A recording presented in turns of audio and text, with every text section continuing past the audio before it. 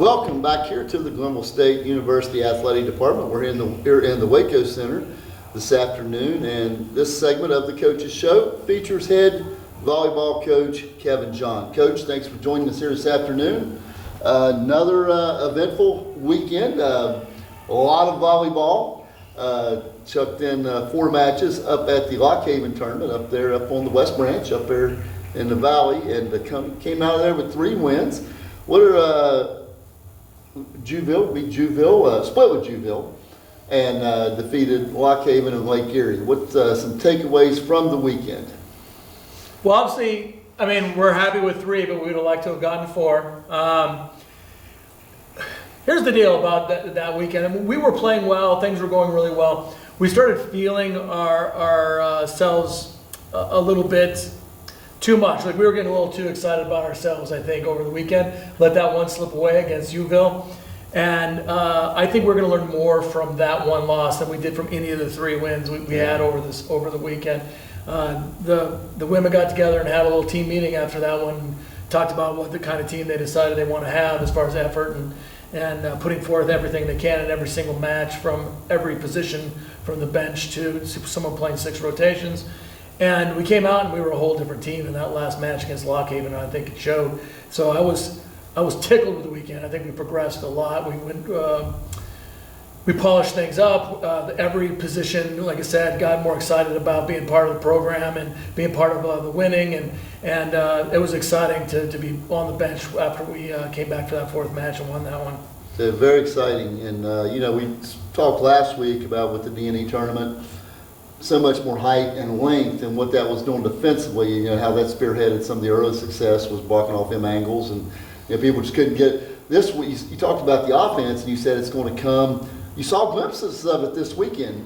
We did, and part of the thing that happened this weekend too that I forgot to mention is we had our depth in middle is probably not as great as we'd like it to be at this point, and we had one of the starting middles go down in Elena, and that's what happened on that second day also.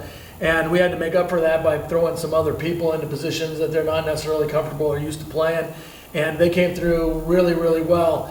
And even with that, even with us losing one of the starting middles in that situation, our offense really started to click and hum.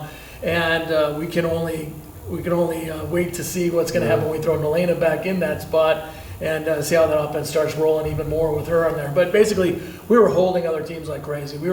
Our middles were getting up and down, being on time, and the other side was staring at them, and we were getting one-on-one swings from the outside hitters, and you could really start to see our hitting percentages and our efficiencies climb as a result of that.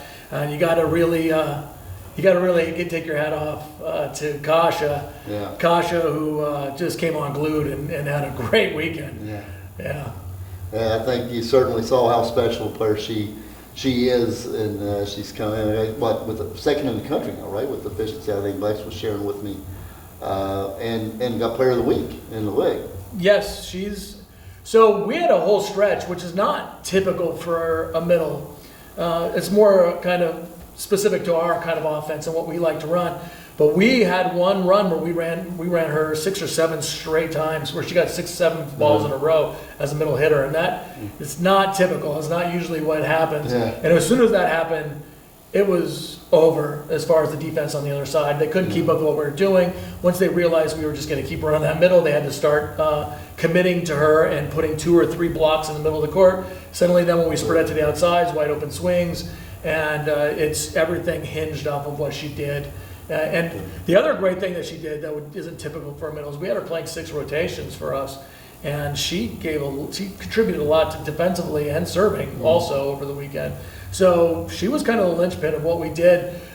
But like I said, it was kind of the fulcrum on which everyone else balanced. But they still did a great job working off of her and running our offense.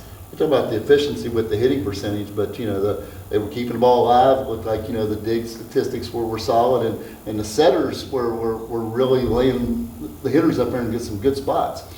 For sure. The setting has been wonderful. We've been running a kind of a hybrid 5-1 where we run 2 setters, 1 front row, 1 back row. One of our setters is a little bit faster. It is more suited to that back row setting. position, and then one of them's a little bit more bigger block and a couple other things in the front row there. And it's kind of worked out for us that we've had these two setters playing the role that would maybe be played by one setter sometimes, and we can get the strengths out of both of them and run the offense that way. It's working very, very well. We're actually really happy with that. That's Sarah and Julia are both doing a great job. We can't be happier with either of the setters. Well, it's been tremendous, and we're still a couple weeks away from league play. I know you have a couple non-conference matches coming in with Salem and Bluefield. Then we got the tournament over at Wesleyan. What are you looking for during this stretch right now? Obviously 6-3, tremendous start. The program is it's definitely taking a major stride forward. What's the next step right now in this part of the non-conference schedule?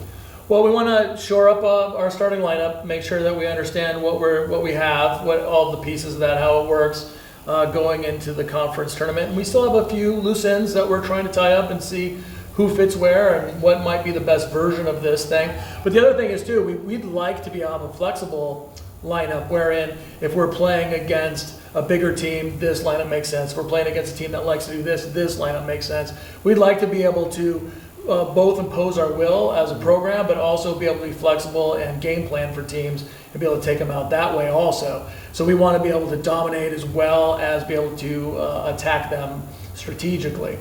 So I think that's what we have a few more things that we need to look at there as far as depth and who can do what and what do we have. So we're going to be looking for that, and then we just got to keep polishing up the offense. We're getting there, and we're not quite there yet, but you said we took big strides forward. One of our goals this weekend was to have a match where we hit over 250. We accomplished that a couple times. Yeah. We had wanted a match where we held the other team under 100. We accomplished that a couple times. You can see those things are starting to really happen for us. We just need to do it more consistently now. Yeah. I'll tell you what, Coach, we're going to be getting together here next week and talking. Should have two more matches on the board at that point when we talk about Salem and Bluefield and getting ready for the going over there to Wesleyan. But I tell you what, congratulations on this start. Like you said, it's really fallen into place, and appreciate you being with us here today.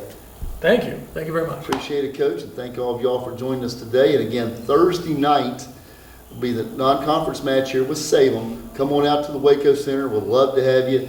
This team has really got some special things brewing. Love to have you here. See you next week.